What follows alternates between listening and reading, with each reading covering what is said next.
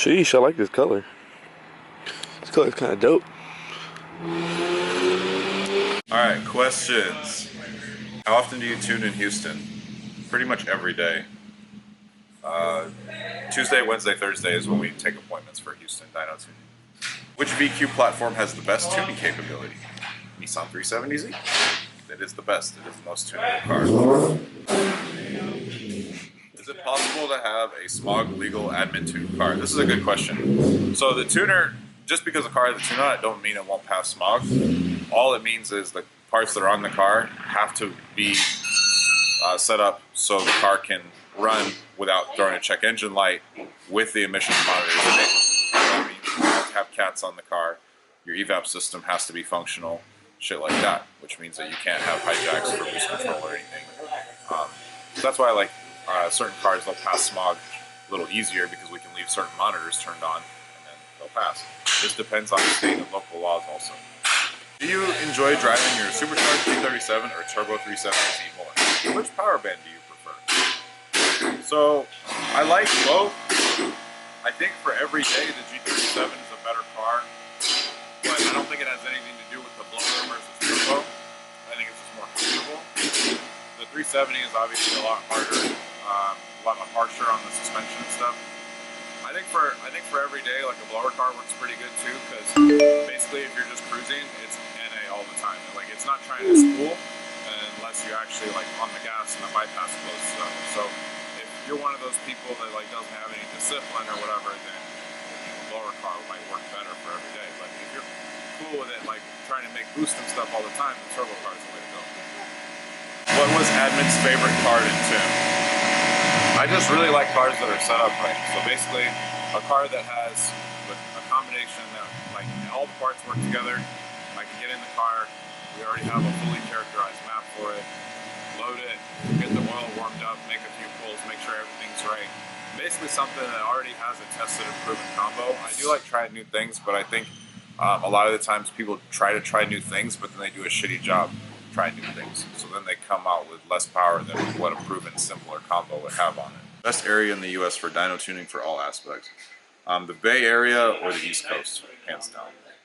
They have the best DA around. So out here, when we use a big dyno, like the heavier roller, the tuning is always super accurate. So I think the Bay Area and the East Coast are the best in terms of tunability.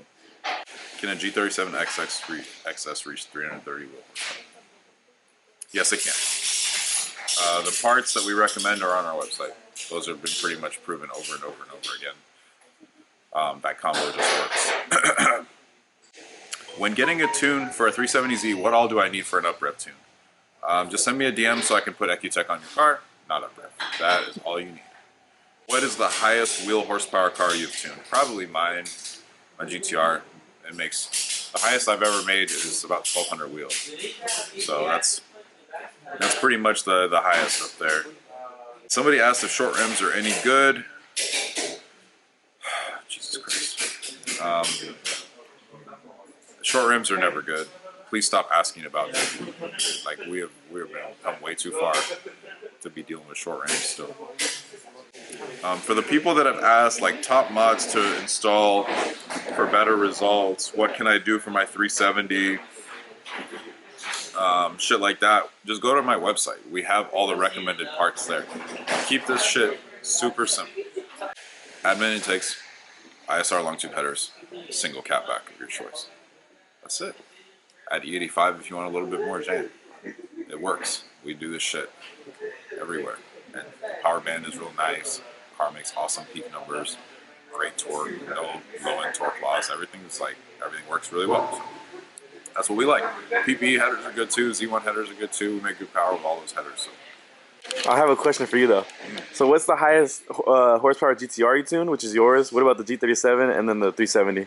So the highest horsepower... and a 350 and a 35. The highest horsepower G37 I tuned was a 720 wheel horsepower turbo coupe.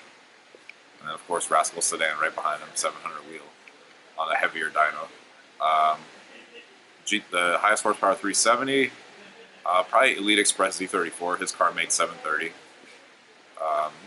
That's a IPP engine with a 6466. The highest horsepower 350Z.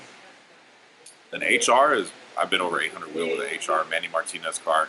It's on my page, made 800 wheel. That was an awesome car to tune because it had big ass turbos and big ass cams, so the torque ramped in kind of slow, but the top end was nasty. G35, not on. I'm honestly not sure. Honestly not sure. I don't know. I've done like a bunch of turbo cars, like turbo G35s, twin turbo cars, blower cars, but they've all been like below 500. Or actually, I think we did one on pump gas with a built engine that made like 520-ish.